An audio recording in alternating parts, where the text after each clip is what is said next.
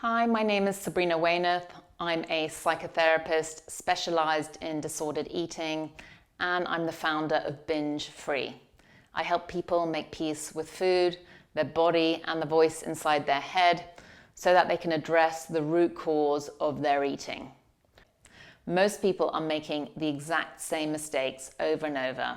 They're focusing primarily on the food, what they're allowed to or not allowed to eat, and then they try and use their willpower to stay on track. And when that gets hard, they just try and tighten the reins and buckle down, willing themselves not to give in. There's a lot of contraction and forcing. When they do give in, which they invariably do, because nobody can sustain that level of tension in their bodies over the long run, they go completely unconscious, zone out, and switch into autopilot binge mode. They don't stay with themselves through the binge. They exit. The thoughts, feelings, sensations, and the food during the binge become one big blur. This switching off is really tangible when I ask clients to fill out food logs or food diaries.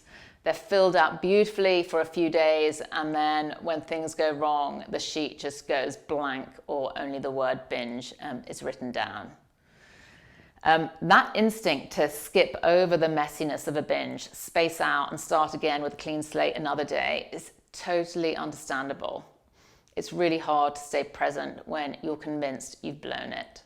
But when you zone out at that critical juncture, you miss all the information, the gold, if you like, that's right in front of you in that moment.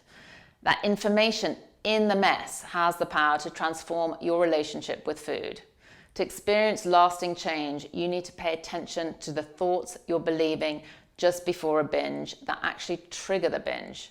You also need to be aware of the thoughts you're having during and after a binge that keep the diet binge cycle going. And you need to track the feelings and sensations you're struggling to feel in your body, which are usually the reason you're turning to food to numb and self-soothe in the first place. The next training video, by the way, will be all about that.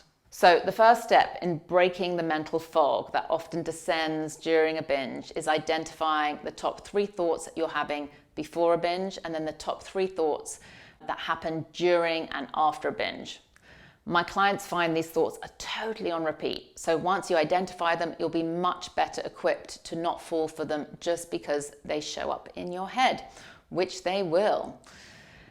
The most common thought is some version of, I've blown it anyway, I might as well go on an all-out binge. But there are a lot of other common thoughts, each with their own unique ability to exacerbate the binge cycle and keep it entrenched. I put the 6 most common thoughts before, during, and after a binge in the PDF download below. It's important to understand the thoughts and why they're not actually true. For instance, a very popular thought that shows up during a binge is some version of, this is my last binge. From tomorrow on, I'm going to totally change my eating and cut out carbs for good, or whatever it is. This kind of thought fuels Last Supper eating, where because you're essentially telling yourself it's your last binge, you actually end up binging on huge amounts of food because you're believing the thought you'll never ever have this food again. And of course, that's never true. A variation of that thought is, I'm going to make up for this binge by being good tomorrow. And by being good, most people mean some version of restricting, often at the beginning of the day or the beginning of the week. So being good might look like having a tiny breakfast and a tiny lunch, and then usually by the evening or the end of the week, people are ravenous and so hungry that all their good intentions fall by the wayside because now they're dealing with a biological primordial hunger that invariably translates into overeating and binging. It's important to understand the huge degree to which restriction fuels the binge cycle.